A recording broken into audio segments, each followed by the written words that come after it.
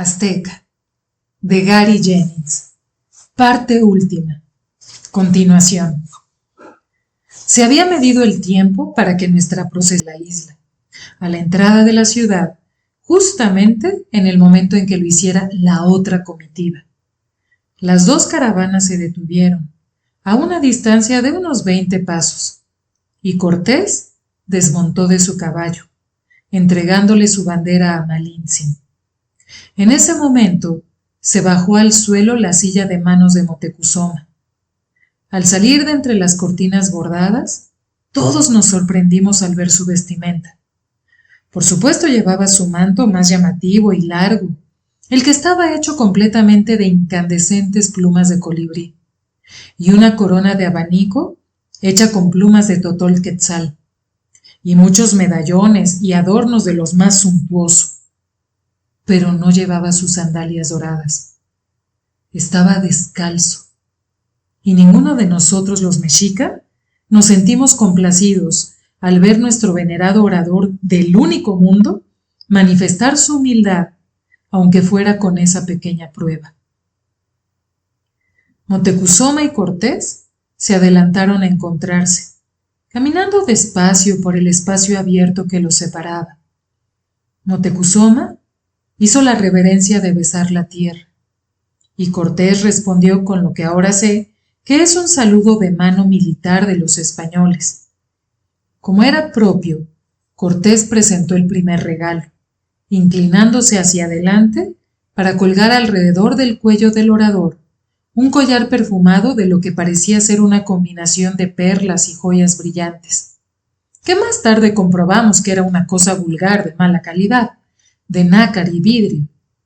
Moctezuma entonces colgó sobre el cuello de Cortés un collar doble, hecho con las conchas más raras y adornado con cientos de pendientes finamente trabajados en oro sólido, en forma de diferentes animales. Después el venerado orador pronunció un discurso florido y largo de bienvenida. Malintzin, quien portaba una bandera extranjera en cada mano, dio atrevidamente un paso hacia adelante al lado de su amo, para traducir las palabras de Moctezuma, y luego las de Cortés, que eran menos. Moctezuma regresó a su silla de manos. Cortés montó nuevamente su caballo, y la comitiva de nosotros los mexica guiaba por la ciudad a la procesión de los españoles. Los hombres de Cortés comenzaron a marchar con un poco de menos orden, empujándose y pisándose los talones mientras miraban a su alrededor, para ver a la gente bien vestida que llenaba las calles, a los elegantes edificios y los jardines colgantes de las azoteas. En el corazón del único mundo, los caballos mantenían dificultosamente la estabilidad en el pavimento de mármol de aquella plaza inmensa. Cortés y los demás jinetes tuvieron que desmontar y guiarlos. Pasamos por la gran pirámide y giramos hacia la derecha, al antiguo palacio de Axayácatl, donde un suntuoso banquete esperaba para estos cientos de visitantes y todos los cientos que los habíamos recibido. Por igual debían de haber cientos de manjares diferentes, servidos sobre miles de platos lacados en oro. Mientras ocupábamos nuestros lugares ante los manteles, Moctezuma llevó a Cortés a la plataforma que se le tenía preparada, diciéndole: «Este era el palacio de mi padre, quien fue uno de mis predecesores como Güey Tlatoani. Se ha limpiado escrupulosamente y ha sido amueblado y decorado para ser digno de huéspedes tan distinguidos. Contiene conjuntos de habitaciones para usted, para su señora», eso lo dijo con cierto disgusto, «y para sus oficiales principales. Hay suficientes cuartos amplios para el resto de su compañía, y un grupo completo de esclavos para servirle, cocinarle y atender sus necesidades. El palacio será su residencia durante el tiempo que usted permanezca en estas tierras. Creo que cualquier otro hombre que no fuera Cortés, en una situación tan equívoca como esa, hubiera rehusado tal ofrecimiento. Cortés sabía que era un huésped porque se había invitado a sí mismo y era considerado un agresor, que no era bien recibido. Al tomar residencia en el palacio, aún con unos 300 soldados de confianza bajo el mismo techo que él, el capitán general estaría en una posición aún más peligrosa que su estancia en el palacio de Xololan. Aquí estaría constantemente bajo la vigilancia y alcance de Moctezuma, y su anfitrión, quien de tan mala gana le había extendido una mano amistosa, podría en cualquier momento cerrarla, agarrarlo y apretar.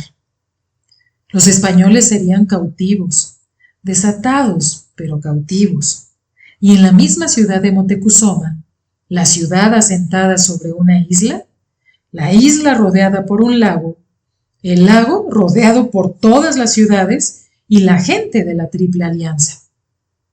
Mientras Cortés permanecía en la ciudad, sus propios aliados no podrían estar a mano, y aun si los llamara, esos refuerzos con dificultad podrían llegar a su lado, porque Cortés seguramente notó que a su entrada por el camino Puente del Sur, los diferentes pasos para las canoas podían moverse con facilidad y evitar así que fueran cruzados.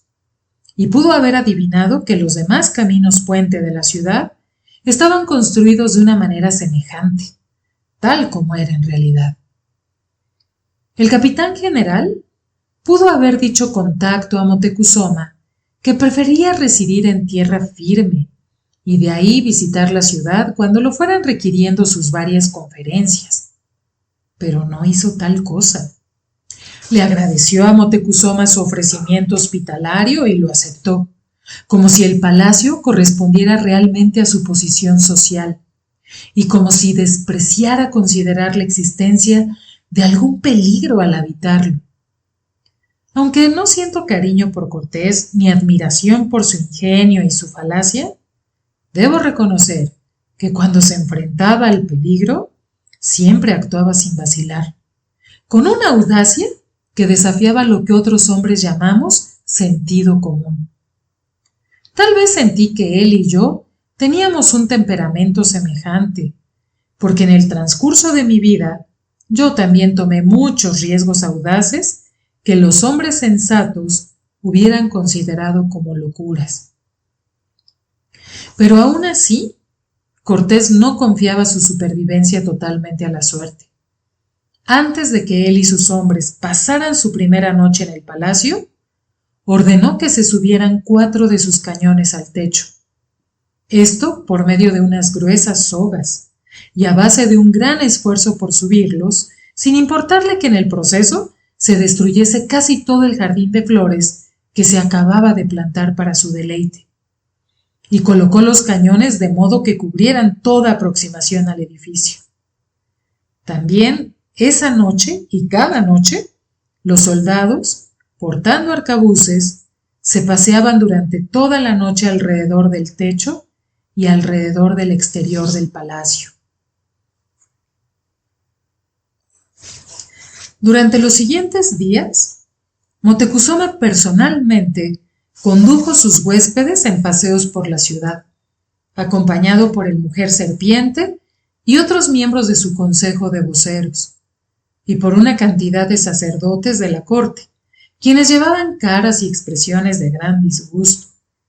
Y yo también me encontraba allí.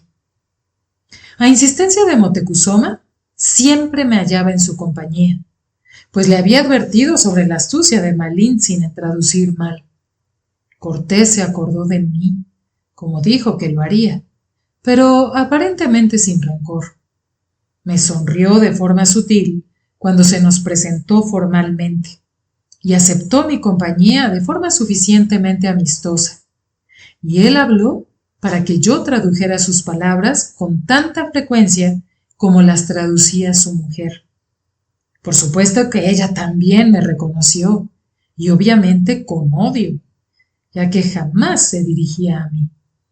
Cuando su amo elegía que yo le tradujera, ella me dirigía una mirada de odio, como si solo estuviera esperando el momento oportuno para mandarme matar.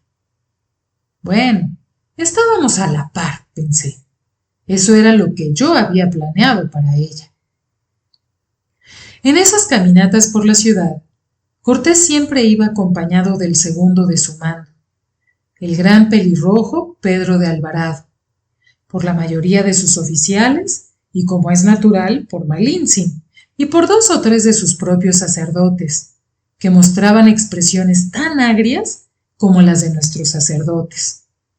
Por lo general, también nos seguían unos cuantos soldados comunes, aunque otros grupos estaban vagando libremente por la isla, en tanto que los guerreros indígenas de su compañía tendían a no alejarse de la seguridad de sus barracas en el palacio. Como había dicho antes, los guerreros ahora llevaban los penachos nuevos ordenados por Cortés. Parecía un mechón alto de pasto dócil que crecía sobre sus cabezas. Pero desde la última vez que había visto a los soldados españoles, estos también habían agregado algo a su tocado, que era un adorno distintivo. Cada uno de ellos llevaba una curiosa banda de cuero descolorido, justamente en la orilla del yelmo. No era muy decorativo y no servía a ningún propósito aparente, así que, eventualmente, pregunté a uno de los españoles, quien, riéndose, me dijo lo que era. Durante el tumulto de Chololan, mientras los texcaltecas se encontraban matando sin distinción alguna la masa de los habitantes de esa ciudad, los españoles habían ido en busca específicamente de las mujeres con quienes se habían divertido durante sus 14 días de fiesta, y encontraron a la mayoría de estas mujeres y muchachas aún en sus habitaciones, temblando de miedo. Convencidos de que ellas solo habían coitado para sacarles las fuerzas, los españoles les impusieron una venganza muy original. Agarraron a las mujeres y muchachas, las desnudaron y las usaron 1 o 2 veces más. Luego, a pesar de los gritos y súplicas de estas, los soldados las inmovilizaron de cintura hacia abajo y con el afilado acero de sus cuchillos cortaron de la entrepierna de cada mujer un pedazo de piel del tamaño de la mano que contenía la abertura ovalada de su tepili. Partieron y dejaron a las mujeres mutiladas y sin sexo, sangrándose hasta morir. Se llevaron las bolsitas de piel aún calientes y estiraron los labios de éstas alrededor de las perillas de sus sillas de montar. Cuando la piel se había secado, pero seguía aún dócil, colocaron las ruedas resultantes sobre sus cascos, cada una con su pequeña perlita de sacapuy volteada hacia adelante. Más bien la bolita encogida y en forma de frijol, que había sido un tierno chacapuy. No sé si los soldados llevaban esos trofeos como una broma macabra o como una advertencia para todas aquellas mujeres intrigantes. Todos los españoles observaron aprobadoramente el tamaño, la población, el esplendor y la limpieza de Tenochtitlán, y la compararon con todas las otras ciudades que habían visitado. Los nombres de estas no significaban nada para mí, pero ustedes, reverendos frailes, tal vez las conozcan. Los visitantes dijeron que nuestra ciudad era más grande en extensión que Valladolid, que tenía más habitantes que Sevilla, que sus edificios eran casi tan magníficos como los de Santa Roma, que sus canales la asemejaban a Ámsterdam o Venecia, y que sus calles, su aire y sus aguas eran más limpios que los de cualquiera de esos lugares.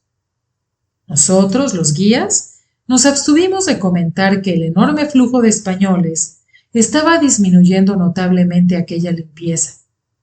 Sí, en efecto, los recién llegados quedaron muy impresionados con la arquitectura de nuestra ciudad, con su ornamentación y su orden, Pero ¿saben qué fue lo que más les impresionó? ¿Qué los llevó a lanzar las más fuertes exclamaciones de asombro y sorpresa?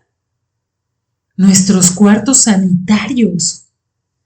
Bien se veía que muchos de esos hombres habían viajado extensamente en su viejo mundo, pero también estaba bastante claro que en ningún lugar habían encontrado una facilidad interior para llevar a cabo las funciones primarias de uno. De por sí se asombraron de encontrar tales cuartos en el palacio que ocupaban, pero mayor fue su sorpresa cuando los llevamos a visitar la plaza del mercado de Tlatelolco y encontraron facilidades públicas al alcance de la gente del pueblo, los vendedores y los comerciantes de allí. Cuando primero se fijaron en estas cosas, los españoles, cada uno de ellos, incluyendo al mismo Cortés, simplemente tuvieron que entrar y probarlo. Así también lo hizo Malintzin, ya que esos artefactos eran tan desconocidos en su tierra semicivilizada de Cupilco, como por lo visto lo eran en España y en la Santa Roma. Mientras Cortés y su compañía permanecieron en la isla, y mientras existió la plaza, esos baños públicos fueron las atracciones más populares y solicitadas de todas las que pudiera ofrecer Tenochtitlán. Mientras los españoles quedaban encantados con los cubículos de agua disponible, nuestros médicos mexica maldecían esos mismos objetos, porque deseaban ávidamente adquirir una muestra del excremento de Cortés. Y si los españoles se estaban comportando como niños con juguete nuevo, esos doctores lo hacían como ratones quimichini, siempre detrás de Cortés, o asomando las cabezas por las esquinas. Cortés no pudo más que darse cuenta de cómo esos extraños ancianos se asombraban repentinamente y lo miraban fijamente, donde quiera que fuera. Por fin le preguntó a Moctezuma por ellos, y éste, secretamente divertido por los hechos, contestó que solo eran doctores velando por la salud de su huésped más honrado. Cortés se encogió de hombros y no dijo más, aunque sospecho que se quedó con la impresión de que todos nuestros médicos estaban más necesitados de ayuda que cualquiera de sus pacientes. Por supuesto que lo que los doctores estaban haciendo, y no demasiado sutilmente, era tratar de verificar su conclusión anterior de que el hombre blanco Cortés estaba efectivamente afligido con la enfermedad del nanahua. Trataban de medir con la vista la curvatura significante de los huesos de sus muslos, tratando de acercarse lo suficiente para saber si respiraba con el ruido sorbente característico de ese mal. Y trataban también de asomarse a ver si tenía las muelas y dientes con agujeros. Hasta yo empecé a sentir que era una vergüenza y un estorbo, porque siempre estaban espiando nuestras caminatas por la ciudad y saliendo de pronto de lugares inesperados. Un día, literalmente, tropecé con un doctor anciano que estaba empinado para observar mejor la pierna de Cortés. Enojado lo llevé aparte y le dije, si no se atreve a pedir permiso para examinar a este exaltado hombre blanco, seguramente puede inventar alguna excusa para examinar a su mujer, que solamente es una de nosotros. No serviría de nada, Mixin, dijo tristemente el doctor. Ella no queda infectada solo por tener contacto con ellos. El nanahua es contagioso solo en las primeras etapas de esa enfermedad. Sí, como sospechamos, el hombre nació de una madre enferma, entonces desde hace mucho dejó de ser una amenaza para cualquier otra mujer, aunque sí podría darle un hijo enfermo. Es natural que todos nosotros queramos saber ansiosamente si hemos adivinado su condición correctamente, pero no podemos estar seguros. Si no fuera porque está tan fascinado con las facilidades sanitarias, podríamos examinar su orina para buscar indicios de Xiatótzili. Dije con exasperación. Los puedo encontrar a ustedes donde sea, menos empinados en los sanitarios. Le sugiero, señor médico, que vaya e instruya al mayordomo de palacio para que ordene quitar el sanitario de este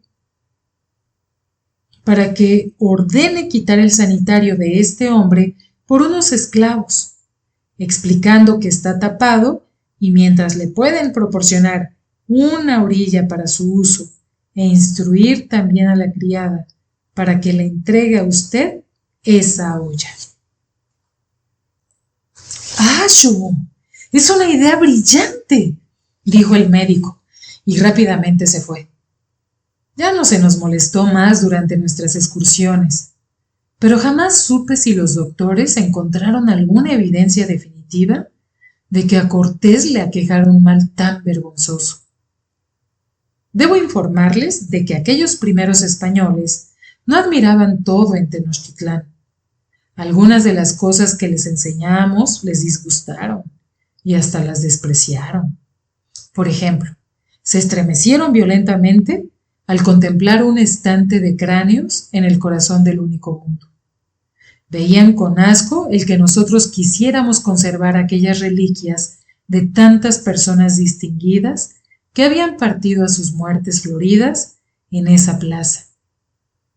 Pero he escuchado que sus historiadores españoles cuentan de su antiguo héroe, el Cid, cuya muerte se mantuvo en secreto para que no lo supieran sus enemigos, mientras que su cuerpo, ya tieso por la muerte, era doblado para ser montado en un caballo, y así guió a su ejército para ganar la última batalla. Como ustedes los españoles parecen atesorar ese cuento, no sé por qué Cortés y sus compañeros creían que nuestra exhibición de los cráneos de personas ilustres era más horrorosa que la preservación del cadáver del Cid después de su muerte.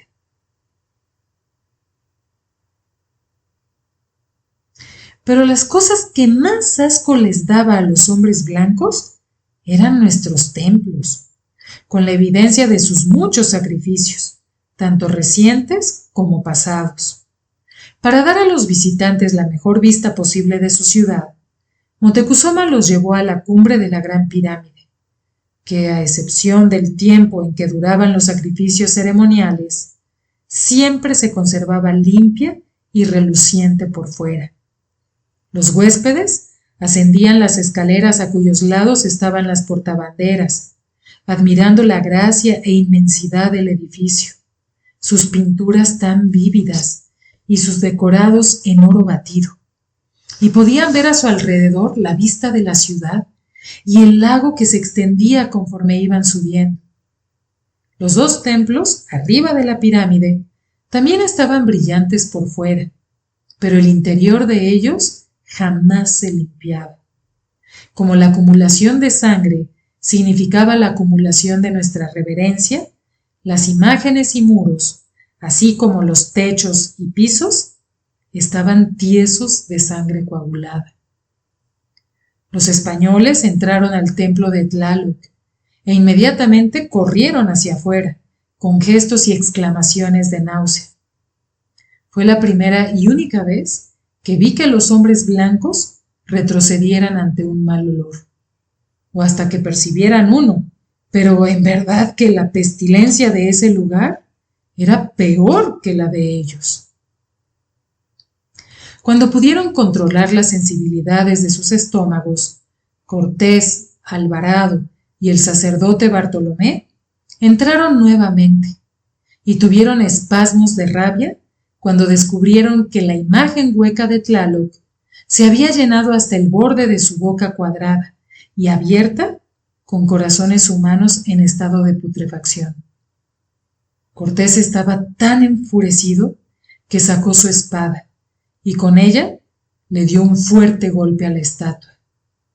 Solo rompió un fragmento de sangre seca de la cara de piedra de Tlaloc, pero fue un insulto que hizo que Moctezuma y sus sacerdotes dieran un grito de sobresalto y consternación. Sin embargo, Tlaloc no respondió con ningún trueno devastador o con un relámpago, y Cortés controló su ira. Le dijo a Moctezuma: este ídolo vuestro no es un dios, es una cosa del mal que nosotros llamamos un diablo. Debe ser tirado, sacado y enterrado en una oscuridad eterna. Permitidme colocar en su lugar la cruz de nuestro Señor y una imagen de Nuestra Señora. Veréis que este demonio no se atreverá a oponerse y os daréis cuenta de que es inferior y que le teme a la verdadera fe. Y haríais bien en hacer a un lado a seres tan malvados y en adorar a los nuestros, que son bondadosos. Moctezuma, con seguridad, dijo que la idea era inaudita, pero los españoles volvieron a sentir náuseas cuando entraron al templo adyacente de Huitzilopochtli. Y otra vez, cuando vieron los templos similares, en la cumbre de la pirámide menor del Tlatelolco, y cada vez Cortés se expresaba con mayor repugnancia y palabras más fuertes. Los Totonaca, dijo él, han limpiado su país de estos ídolos sucios y le han entregado su alianza a nuestro Señor y su Virgen Madre. Se ha arrasado ese templo monstruoso en la montaña de Chololan. En estos momentos, algunos de mis frailes están instruyendo al rey Xicotenca y a su corte para recibir las bendiciones del cristianismo. Os digo que en ninguno de esos lugares se ha escuchado, aunque sea solo un gemido, por parte de esas viejas deidades diabólicas. Os doy mi palabra y juramento que tampoco lo harán cuando vosotros los echéis fuera. Moctezuma contestó, y yo traduje, tratando de imitar la frialdad de sus palabras.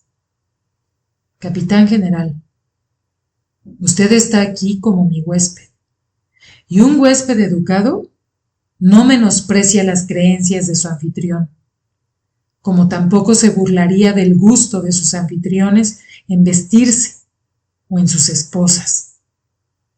También, aunque usted sea mi huésped, la mayoría de mi pueblo resiente el tener que ser hospitalario con ustedes. Si trata de entrometerse con sus dioses, los sacerdotes levantarán sus voces en contra de ustedes. Y en asuntos de religión, los sacerdotes pueden mandar sobre mis órdenes. El pueblo obedecerá a los sacerdotes, no a mí, y tendrá suerte si usted y sus hombres son echados vivos de Tenochtitlán. Aún el impetuoso Cortés comprendió que se le estaba recordando fríamente la posición tan frágil en que se encontraban. Así es que, dejando el templo a un lado, murmuró unas palabras de disculpa. Ante lo cual, Moctezuma también perdió algo de su frialdad y dijo: sin embargo, trato de ser un hombre justo y un anfitrión generoso. Me he dado cuenta de que ustedes, los cristianos, no tienen un lugar en donde adorar a sus dioses, y no me opongo a que lo hagan. Ordenaré que el pequeño templo Águila, que está en la gran plaza, se limpie, y que sean quitadas las piedras de sus altares y sus imágenes, y todo aquello que pueda ser ofensivo a su religión. Sus sacerdotes pueden amueblarlo como ellos lo requieran, y el templo será su templo por el tiempo que ustedes lo deseen. Naturalmente que nuestros propios sacerdotes no oyeron con agrado ni siquiera esa pequeña concesión que les había otorgado a los extranjeros, pero no hicieron más que gruñir cuando los sacerdotes blancos se apoderaron del pequeño templo. De ahí en adelante, el lugar fue más frecuentado que nunca antes. Los sacerdotes cristianos parecían decir sus misas y demás servicios continuamente de mañana a tarde. ya fuera que los soldados blancos atendieran esos servicios o no, o para una gran cantidad de nuestra propia gente, que atraída por la simple curiosidad, empezó a acercarse a esos servicios. Digo nuestra propia gente, pero en realidad se trataba principalmente de las mujeres de los hombres blancos y los guerreros aliados de otras naciones. Pero los sacerdotes usaban a la Malitzin, dado que ella tradujera sus sermones, y veían gustosos cuando muchos de los participantes paganos se sometían, aún no más que curiosos por la novedad de ello, a tomar la sal y a ser rociados con el agua del bautismo que les daba un nombre nuevo. De todos modos, la concesión de ese templo por parte de Moctezuma temporalmente distrajo a Cortés de poner sus manos violentas sobre nuestros antiguos dioses, como lo había hecho en otros lugares. Cuando los españoles llevaban en Tenochtitlán poco más de un mes, pasó algo que pudo haberlos expulsado de allí para siempre y hasta de todo el único mundo. Un mensajero veloz llegó de parte del señor Patzinca de los Totonaca, y si se hubiera entregado su mensaje a Moctezuma, como anteriormente se había hecho, la estancia del hombre blanco hubiera terminado entonces. Sin embargo, el mensajero dio su informe al ejército totonaca acampado en la tierra firme, para que lo repitiera en privado a Cortés. La noticia era que había sucedido algo de mucha gravedad en la costa. Lo que había pasado era lo siguiente. Un recolector de tributos mexica llamado Coapopoca, al hacer su visita acostumbrada a varias naciones tributarias, acompañado por una tropa de guerreros mexica, había recorrido los tributos anuales de los huasteca, quienes también vivían en la costa, pero al norte de los totonaca. Luego, llevando una caravana de cargadores huasteca, reclutados para cargar sus propios bienes tributarios a Tenochtitlán, Coapopoca se había ido al sur de la tierra totonaca, como lo había estado haciendo año tras año, durante mucho tiempo. Pero al llegar a la capital Zempoala, grande fue su asombro e indignación al encontrarse que los totonaca no esperaban su llegada. No se habían reunido nada para él. No se encontraba ningún cargador esperándolo. El gobernante señor Patzinska ni siquiera tenía preparada la lista acostumbrada para que Coapopoca supiera en qué consistía el tributo.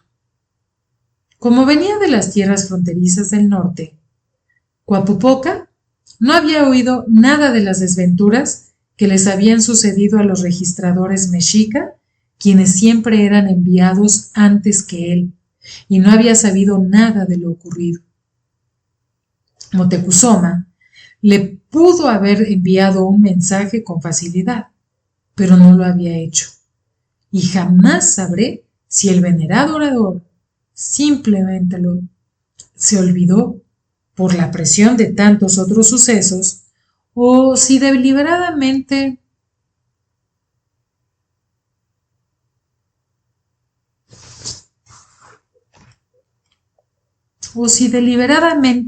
decidió que las recolecciones de tributos siguieran como de costumbre, solo para ver qué pasaba.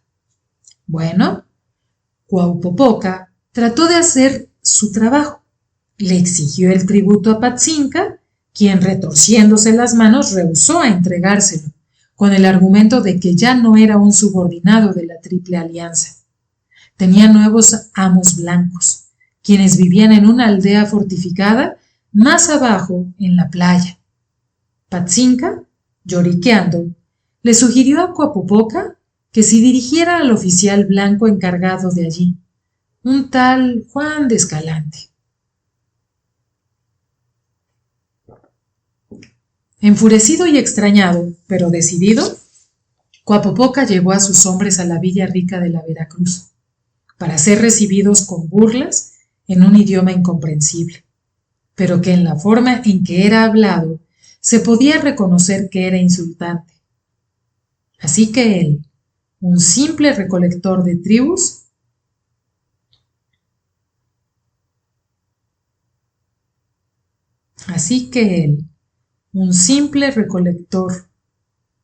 de tributos, hizo lo que hasta entonces ni el poderoso Moctezuma había hecho todavía. Se opuso a ser tratado de una manera tan despectiva y se opuso de un modo extenuante, violento y decisivo. Al hacerlo, Coapopoca tal vez cometió un error, pero lo hizo de una manera grande, de la manera señorial esperada de los mexicas. Patzinca y Escalante cometieron un error más grande al provocar esta reacción, porque debieron ser conscientes de su vulnerabilidad. Casi todo el ejército totonaca había marchado con Cortés, junto con prácticamente todos los suyos. Zempoala tenía pocos hombres que lo pudieran defender, y Veracruz no se encontraba en mejor posición, ya que la mayoría de su ejército consistía en unos remeros que se habían quedado simplemente porque no había barcas en donde requirieran sus servicios. Coapopoca, repito, solo era un oficial menor de los mexica. Tal vez yo sea la única persona que recuerde su nombre, aunque muchos todavía recuerdan el destino que le reservó su hijo, Nati. Este hombre era cumplido en su deber de recolectar tribus. En su deber de recolectar tributos. Y esa era la primera vez en toda su carrera que se había encontrado con que una nación tributaria lo desafiara. Y él debió de tener un temperamento fiero, como su nombre. Quería decir águila humeante, y nada podría haberlo detenido en el cumplimiento de su misión. Dio una orden cortante a su fuerza de guerreros mexica. Y estos rápidamente se pusieron en acción, porque eran hombres de guerra, aburridos de las pocas exigencias que les demandaba su deber de escolta.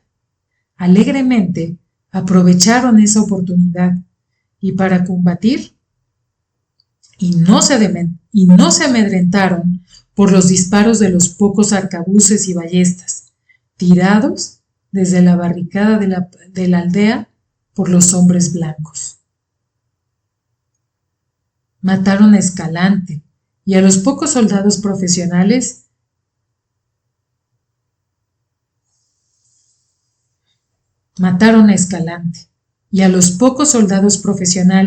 que Cortés había dejado encargados del mando. Los remeros, que no eran hombres de guerra, se rindieron inmediatamente. Coapopoca colocó guardias allí y alrededor del palacio de Zempoala y le ordenó al resto de sus hombres despojar a esa nación que había rendido. Ese año,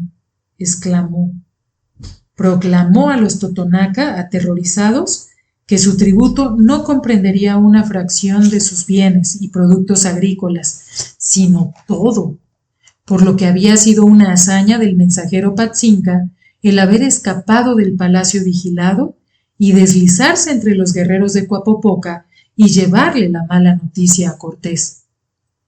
Es seguro que Cortés percibió cuán peligrosa se había convertido su propia posición y lo inseguro de su porvenir, pero no perdió el tiempo meditando. Inmediatamente se dirigió al palacio de Moctezuma, ni sumiso ni sintiendo miedo. Se llevó al gigante pelirrojo Alvarado, a Malintzin y a una cantidad de hombres bien armados, y de todos ellos hicieron a un lado a los mayordomos del palacio, y sin ceremonia alguna entraron directamente al salón del trono de Moctezuma. Cortés se enfureció, o lo simuló, mientras le contaba al venerado orador una versión corregida del informe que había recibido. Según lo contó, una banda de ladrones mexica, sin provocación alguna,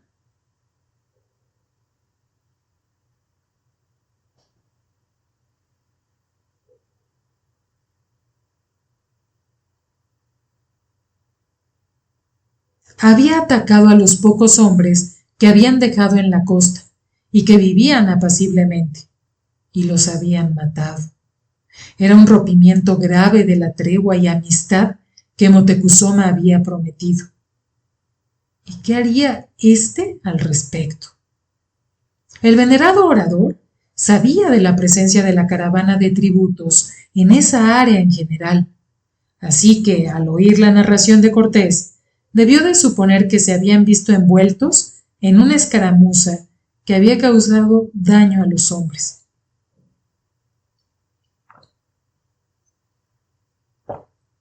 Pero no era necesario que se apresurara a reconciliarse con Cortés. Pudo haber contemporizado el tiempo suficiente como para informarse del verdadero estado de las cosas. Y la verdad era esta. El único poblado establecido por los hombres blancos en esas tierras se había rendido a las tropas mexica, encabezadas por Coapopoca. El aliado más fuerte de los hombres blancos, el señor Patzinca, se encontraba acobardado en su palacio, prisionero de los mexica.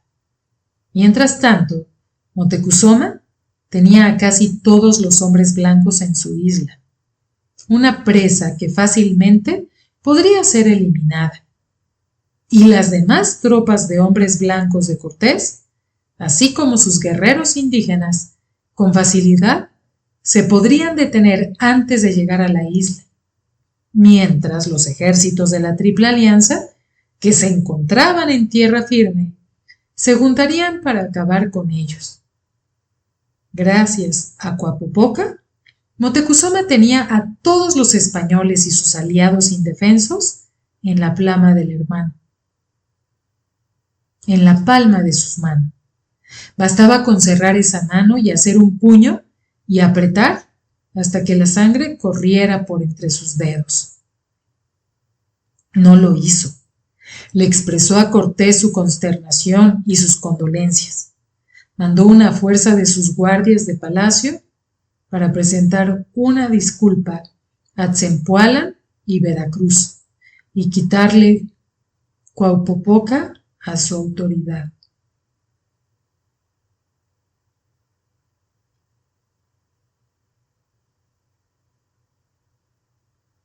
Y con órdenes de arrestarlo a él y a sus oficiales principales y conducirlos a Tenochtitlán.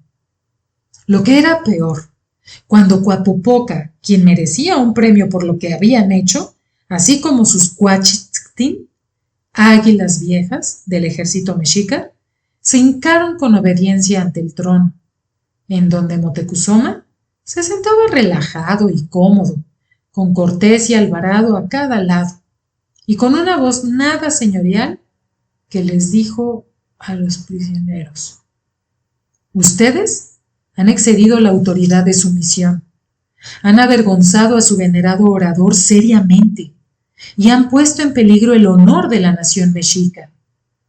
Han roto la promesa de tregua que le había concedido a estas estimables visitas y todos sus subordinados. ¿Tienen algo que decir en su defensa?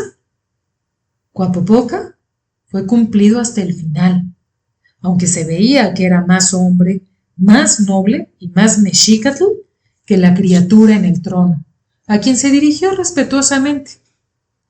Yo lo hice solo y por mi cuenta, señor orador. Hice lo que creí mejor. Ningún hombre pudo haber hecho más.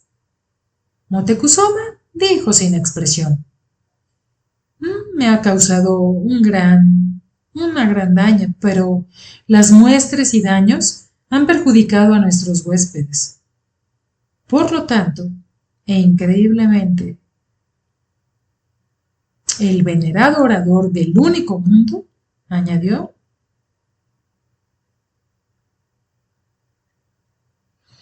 por lo tanto, cederé mi veredicto al capitán general Cortés y dejaré que él determine qué castigo merecen. Evidentemente, Cortés ya había pensado en algo, porque decretó un castigo que seguramente evitaría que ningún individuo tratara de oponerse. Y al mismo tiempo, fue un castigo que intencionalmente se burlaba de nuestras costumbres y vejaba a nuestros dioses.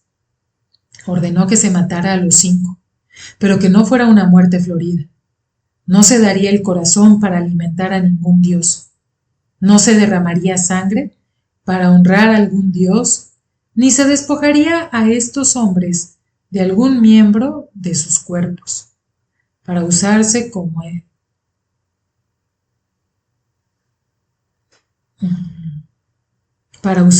ofrenda en algún rito de sacrificio. Cortés mandó a sus soldados traer una cadena larga. Era la más gruesa que yo había visto, como una boa redonda y hecha de hierro. Más tarde supe que era de lo que se llama una cadena de ancla, utilizada para inmovilizar sus pesados barcos. Con mucho esfuerzo por parte de los soldados y seguramente causándole mucho dolor a Coapopoca y a sus 4 guerreros, los eslabones gigantescos de aquella cadena fueron puestos sobre las cabezas de los hombres condenados.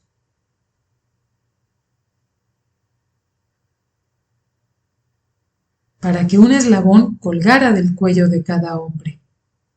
Fueron llevados al corazón del único mundo, donde un gran madero se había colocado parado en la plaza. A poca distancia de aquí, enfrente de donde ahora se encuentra la catedral y en donde ahora el señor obispo tiene su pilar para exponer a los pecadores en penitencia pública.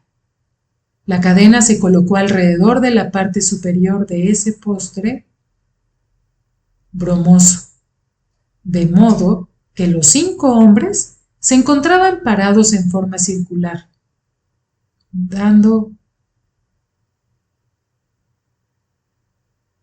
la espalda a aquel tronco y sujetados por el cuello.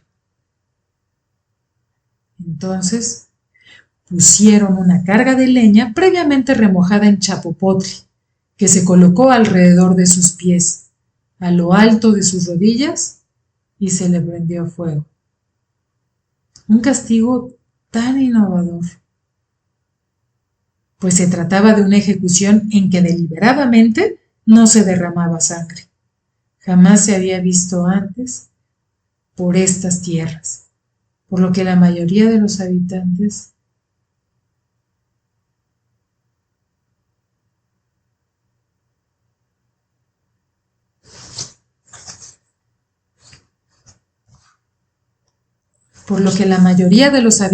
de Tenochtitlán lo fueron a ver.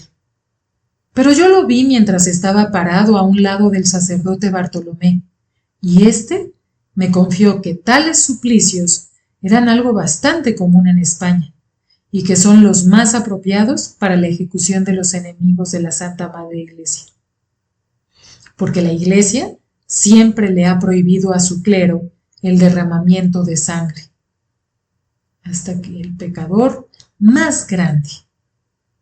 Es una lástima, reverendos escribanos, que su iglesia no emplee unos métodos más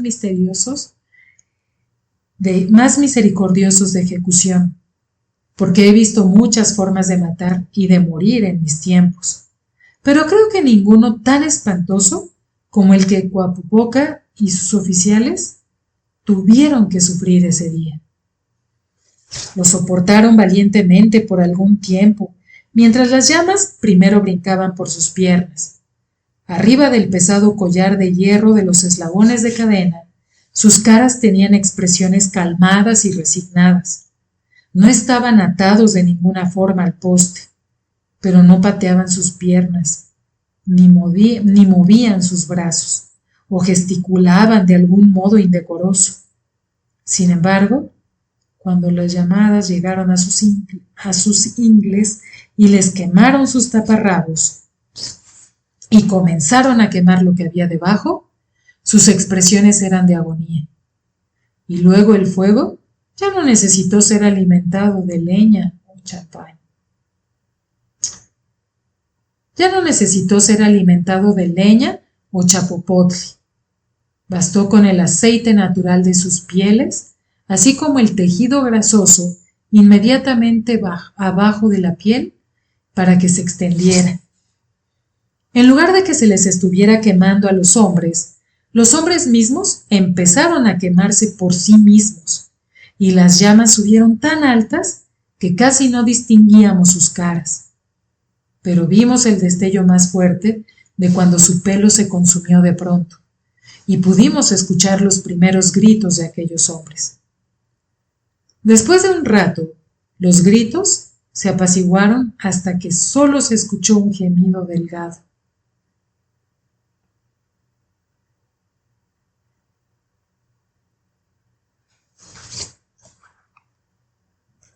Un gemido delgado y agudo, apenas distinguible entre el tronar de las llamas, que era más desagradable que los gritos. Cuando los espectadores pudimos ver brevemente a los hombres entre las llamas, estaban todos renegridos y arrugados, pero de alguna forma todavía vivían, y uno o más continuaron con ese gemido inhumano. Las llamas poco a poco penetraron debajo de su piel y comenzaron a morder sus músculos, y eso hizo que éstos se apretaran de una manera más rara, pues los cadáveres de los hombres comenzaron a contorsionarse. Sus brazos se doblaron por sus codos, sus manos, con los dedos quemados,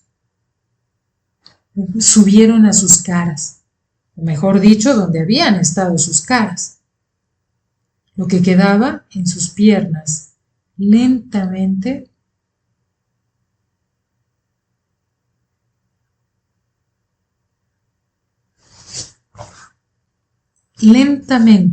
se dobló a la rodilla y a la cadera. Se levantaron del suelo y se encogieron contra sus estómagos. Conforme quedaban colgados y asados, se iban encogiendo, hasta que dejaron de parecer hombres, tanto en tamaño como en aspecto. Solo sus cabezas achicharradas y sin facciones seguían siendo del tamaño cristal, o del tamaño normal. Por lo demás, parecían 5 niños, renegridos, y en una postura semejante a la de un niño cuando duerme. Y era difícil creer que dentro de esas cosas dignas de lástima todavía había vida, pues ese ruido agudo continuó hasta que sus cabezas chillaron. La leña remojada en chapopotli da un fuego caliente y tal calor que hace que el cerebro hierva y se vaporice hasta que el cráneo ya no lo pueda contener más. Hubo un ruido repentino, como el de una olla de barro cuando se rompe, y se oyó 4 veces más, y luego no se escuchó más que el ruido de los últimos pedazos de los cuerpos que caían al fuego, y el suave rechinar de la leña que descansaba en una suave cama de brasas.